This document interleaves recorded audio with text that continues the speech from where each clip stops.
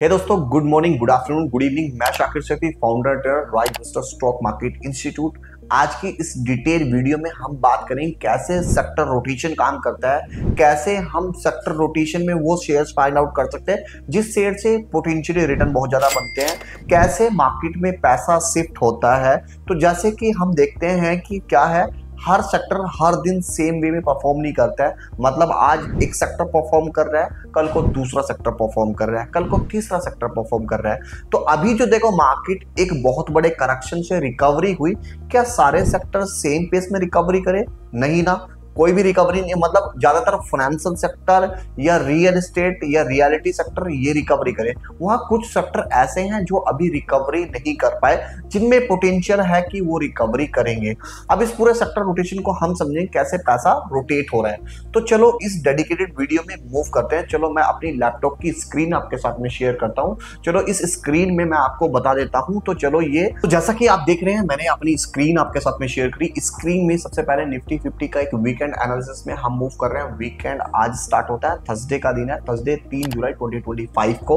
तो इससे अगले पूरे वीकेंड का एनालिसिस करने वाले हैं। वीकेंड का एनालिसिस किया तो निफ्टी 50 का एक बार एनालिसिस कर लेते हैं। बैंक निफ्टी का एनालिसिस करेंगे, स्टॉक परफॉर्मर कौन से है, सेक्टर कौन सा परफॉर्मर है, सारा एनालिसिस इन डिटेल में साथ शेयर करेंगे। तो उससे ही आपका एक बड़ा शेयर्स और एक पोटेंशियल शेयर्स निकल जाएगा। तो चलो हमने इसका पूरा एनालिसिस किया। तो एक पैरेलल चैनल मैंने ड्रॉ कर लिया। पैरेलल चैनल आप भी यहाँ से ड्रॉ कर सकते हैं। तो यहाँ से आप चाहिए पैरेलल चैनल पे क्लिक करके आप यहाँ से पैरेलल चैनल ड्रॉ कर सकते हैं। चलो इसको एक बार मैं भी ड्रॉ करके आपको दिखा देता हूँ ताकि आप लोगों को कोई कंफ्यूजन ना रहे। तो ये यहाँ से आपने लिया, मैंने इसको यहाँ से लिया, देन यहाँ तक एक स्विंग लो से स्विंग हाई तक ड्रॉ कर दिया। तो ये पैरेलल चैनल ड्रॉ हो गया। अब पैरेलल चैनल को आप कैसे ही ड्रैग डाउन कर सकते हैं और कैसे ही आप इसको मूव कर सकते हैं। तो अब मूव कर दिया। तो अब देखो कि मार्केट किस जोन में है। मार्केट मतलब यहाँ से बुल में है, मतलब बुल मार्केट में है। तो इसका मतलब क्या है, मार्केट बुल है तो क्या करेक्शन नहीं आएगा? ऑफ कोर्स आएगा, करेक्शन तो मार्केट का एक नेचर है। अब मार्केट में देखो, अब मार्केट यहाँ है, ये क्या है, यहाँ मार्केट में करेक्शन आ रहा है ना, ये करेक्शन आ रहा है। तो मार्केट में तो करेक्शन है। तो मार्केट यहाँ से ये अब क्या है, इजराइल ईरान की वॉर से कवर हुआ। अब मार्केट में करेक्शन आना थोड़ा सा वाइटल लग रहा है। तो इसमें करेक्शन आया तो मार्केट मान के चलो कि यहाँ से 500 550 करीब 500 टू 600 पॉइंट का एक करेक्शन, जहां तक मेरा एनालिसिस है, लग रहा है ये करेक्शन आ गया। देन उसके बाद करेक्शन है तो market higher high higher low बना रही है। तो अगला जो हायर हाई बनाएगी तो मार्केट इसको 25,700 के आसपास जो हाई बनाया इसको क्रॉस ओवर करेगा। अगर इसको क्रॉस ओवर करे तो नेक्स्ट मार्केट का जो लेवल होने वाला है वो 26,000 का होने वाला है। 26,000 का मतलब मार्केट में, अब मार्केट तो निफ्टी 50 तो 26,000 हो जाएगा। वो कौन सा सेक्टर है, वो कौन सा स्टॉक है जो सबसे ज्यादा पावरफुल हो सकता है, सबसे ज्यादा रिटर्न बना के दे सकता है, उसका भी एनालिसिस करेंगे। थोड़ा सा एक बैंक निफ्टी का भी ओवरव्यू मैं शेयर कर देता हूँ। चलो मैं इसमें बैंक निफ्टी एक बार सर्च कर देता हूँ। तो बैंक निफ्टी का एक इंडेक्स आपको क्लियर हो जाएगा। तो ये बैंक निफ्टी का इंडेक्स मैंने शेयर किया। तो ये बैंक निफ्टी का ये भी मैंने इस पे भी अपना एक ट्रेंड लाइन बना रखी है ताकि आपको ट्रेंड क्लियर हो जाए। मार्केट कौन से ट्रेंड में, बुल, बियर, साइडवेज, तीन ही ट्रेंड होती है मार्केट की, bull trend, bear trend, sideway trend. तो यहाँ देख रहे हो आप, बुल ट्रेंड में मार्केट है। अब बुल ट्रेंड में है तो मार्केट हर बार हायर हाई बना रही है। तो इसके बाद हायर हाई बनाने के बाद ये भी एक करेक्शन जोन में आ रहा है। अब करेक्शन मान सकते हो कि करेक्शन यहाँ से आपका करीब 56,000 मान के चलो कि 1,000 पॉइंट का एक करेक्शन आ जाएगा। उसके बाद करेक्शन आने के बाद मतलब मार्केट यहाँ से बुल की साइड को मूव कर रहा है, जैसा कि आप जानते हैं। तो this is the Nifty 50 overview and bank Nifty overview. चलो वो स्टॉक, वो सेक्टर फाइंड आउट करते हैं जिस सेक्टर में बड़ा रिटर्न बन सकते हैं। तो चलो मैं ये पूरे सेक्टर की लिस्ट आपके साथ में शेयर कर देता हूँ। एक बार आप मेरी वॉच लिस्ट देख रहे हो तो ये कुछ सेक्टर हैं, ऑटो है, निफ्टी कंज्यूमर है, बहुत सारे सेक्टर्स हैं। तो वो कौन सा सेक्टर है, चलो अभी मैं देखता हूँ। तो एक सेक्टर जो सबसे ज्यादा अभी जिसमें पोटेंशियल सबसे ज्यादा है वो कौन सा सेक्टर है ना, जानना चाहो? चलो मैं दिखा देता हूँ। तो सबसे पहले उस सेक्टर को समझने के लिए हमको यूएस स्टॉक मार्केट के एक इंडेक्स को देखना पड़ेगा। तो यूएस मार्केट का वो स्टॉक का वो जो यूएस स्टॉक मार्केट का एक इंडेक्स है ना, नस्डैक 100, जिसमें यूएस की टॉप आईटी कंपनीज है। तो उस इंडेक्स के बारे में चलो हम उसके बारे में देखते हैं। तो मैंने ये नस्डैक निकाला। तो नस्डैक 100 को एक बार हम वॉच आउट करते हैं। तो ये नैस्डैक 100 है। तो नैस्डैक 100 आप देख रहे होंगे, नैस्डैक 100 भी ऑल टाइम हाई से, चलो मैं इसको एक स्केल लेके एक बार समझा देता हूँ। तो ये स्केल यहाँ से लिया मैंने, तो नैस्डैक 100 जो है करीब करीब आपका दिख रहा है करीब 24% करेक्ट हुआ। देन 24% करेक्ट होने के बाद जो एक्सीलेंट रिकवरी आई, जो वी शेप रिकवरी आई ना, उससे पूरा नैस्डैक, पूरी आईटी कंपनी जो यूएस की है ना, पूरा कवर अप दे गई। तो इसमें एक बार देखो रिकवरी कितनी आई, 24% तो गिरा, रिकवरी आ गई आपकी मान के चलो कि 35%, बहुत बड़ी रिकवरी है। अगर हम नैस्डैक को समझ गए, मतलब यूएस आईटी कंपनी को समझ गए, तो निफ्टी आईटी को भी समझना आपके लिए इजी हो गया। वहीं निफ्टी आईटी को एक बार मैं निफ्टी आईटी का भी चार्ट आपको प्लॉट करके दिखाता हूं। तो ये मैंने टाइप किया निफ्टी आईटी, तो ये निफ्टी आईटी का चार्ट ओपन हो गया। निफ्टी आईटी भी देखो, तो निफ्टी आईटी को भी एक बार मैं एनालिसिस डेडिकेटेडली करता हूं। तो निफ्टी आईटी ने अपने स्विंग हाई से, लेकिन ये कंपेरेटिवली 30% के अराउंड, 31 नहीं 32% के अराउंड फॉल आया।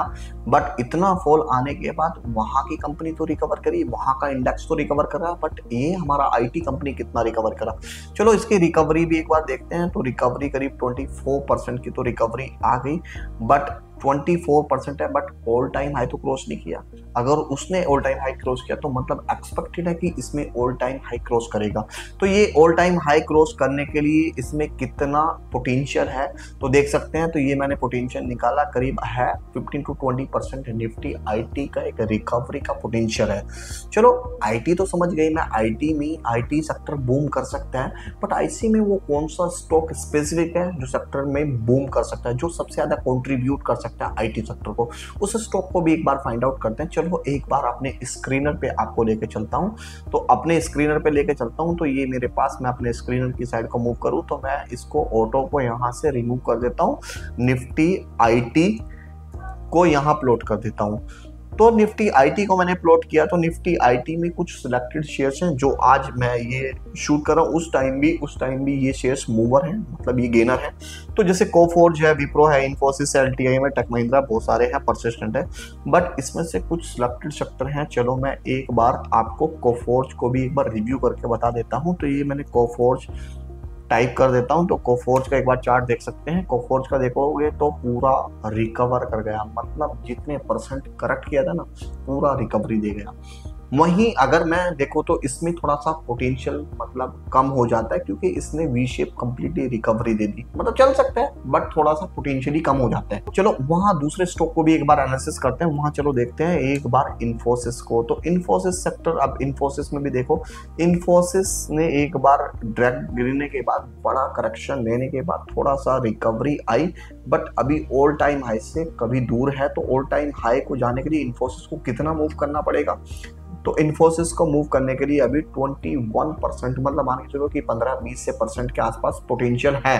पर दोस्तों ये कोई रिकमेंडेशन नहीं, ये ओनली एजुकेशनल पर्पस है, मतलब this video for make a financial education, not for recommendation any stock. तो अगर आपको कोई इन्वेस्टमेंट करना है या इन्वेस्टमेंट करने का सोच रहे हैं, तो please consult your financial advisor, your research analyst before taking any investment decision. ये डिस्क्लेमर है, आप डिस्क्लेमर को नोट कर लीजिएगा। तो जैसा मैंने 2-3 शेयर्स को निफ्टी आईटी का आपके साथ में व्यू शेयर किया, तो आपको जैसा व्यू लगा आप इनमें से और भी शेयर्स आप फाइंड आउट कर सकते हैं। मतलब जहां तक लग रहा है कि मुझे ये ऑटो सेक्टर, मुझे ये आईटी सेक्टर बहुत अच्छा पोटेंशियल लग रहा है, वहां चलो दूसरे से एक बार सेक्टर को भी देखते हैं। तो दूसरा सेक्टर मेरी रडार में है निफ्टी ऑटो, जिसमें इतना बड़ा करेक्शन आने के बाद ना पूरा फाइनेंशियल सिस्टम तो करेक्ट कर गया, पूरा फाइनेंशियल सिस्टम तो रिकवर कर गया, बट अभी ऑटो में थोड़ा पोटेंशियल है, ऑटो में अभी दम है। तो ऑटो में है, तो ऑटो में अब वो देखो आप, ऑटो का भी मैंने इसको लगाया, ये पूरा नेगेटिव जोन था, मतलब ये बियर ट्रेंड था, बियर ट्रेंड से मार्केट ने चेंज किया तो बुल ट्रेंड में आया, अब बुल ट्रेंड में आ गया तो मतलब ऑटो में भी थोड़ा पोटेंशियल ज्यादा है। तो ऑटो में एक शेयर्स है जो मेरे रडार पे है, तो उस शेयर्स का मैं नाम आपके साथ में रिवील करना चाहता हूँ, तो उसका नाम है हीरो मोटोकॉर्प। अब ये हीरो मोटोकॉर्प मोटोकॉर्प क्या है, हीरो मोटोकॉर्प देख रहे हो, तो हीरो मोटोकॉर्प आप देख रहे हो ये भी था बियर ट्रेंड में था, उसके बाद बुल ट्रेंड में है, अभी इसका कंसोलिडेशन जोन है। मतलब कंसोलिडेशन समझते हो, मतलब इसको मैं एक एग्जांपल से आपके साथ में एक्सप्लेन करता हूँ। मतलब एक चीज है, आपने स्प्रिंग देखा होगा, स्प्रिंग को जितना पुश किया जाता है ना उतना तेजी से वो रिवर्स करता है। तो मतलब क्या है ना, स्टॉक को किसी को ज्यादा पुश किया जाता है ना उतना तेजी से रिकवरी, जब भी मार्केट बड़ा डाउनफॉल आता है ना तो रिकवरी भी उतनी शार्प आती है। तो इसमें रिकवरी आने की पॉसिबिलिटी है और स्टॉक भी अप ट्रेंड में है, कंसोलिडेशन से अप ट्रेंड में ही है। तो ये स्टॉक आप देख सकते हैं, आप अपना एनालिसिस कर सकते हैं। ये ऑटो सेक्टर है, तो ऑटो सेक्टर में भी लग रहा है कि कुछ पोटेंशियल है। बाकी एफएमसीजी सेक्टर भी एक डिफेंसिव सेक्टर है, मतलब जब भी मार्केट करेक्ट करती है ना ये डिफेंसिव सेक्टर की तरह काम करते हैं, मतलब डिफेंसिव मोड में काम करते हैं। तो ये कुछ स्टॉक्स के एडवाइस है, ये कुछ स्टॉक की एजुकेशनल वीडियो है, तो आप इसको अपने अकॉर्डिंग रिसर्च कर सकते हैं। तो दोस्तों अगर आपको ये वीडियो अच्छा लगा या मेरा डेडिकेटेड एनालिसिस आपको अच्छा लगा तो please like this video, share this video. अगर आपको लगता है कि ये दूसरे को वैल्यू ऐड कर सकता है तो please share your financial friend. जो लोग आप भी सीखोगे वो भी सीखेंगे, मतलब ऐसा कि आप जानते हैं हमारा मिशन ही है आप भी सीखो, हम भी सीखे और इंडिया भी सीखे। Definitely we will educate financially, तो इंडिया को हमें पूरे मास्क लेवल पे एजुकेट करना है, वो भी फाइनेंशियली। तो फाइनेंशियल नॉलेज थोड़ी सी प्रॉब्लम है, दैट्स वाई हम स्टॉक मार्केट में एक लूजर बन सकते हैं। तो इसमें लूजर ना बनने की वजह से, ताकि हम भी चाहते हैं कि 90% लोगों में आप लोग ना करो, तो थोड़ा सा आपको नॉलेज पे काम करना पड़ेगा। तो thank you very much for watching till the end. Thank you, bye bye, मिलते हैं नेक्स्ट वीडियो में।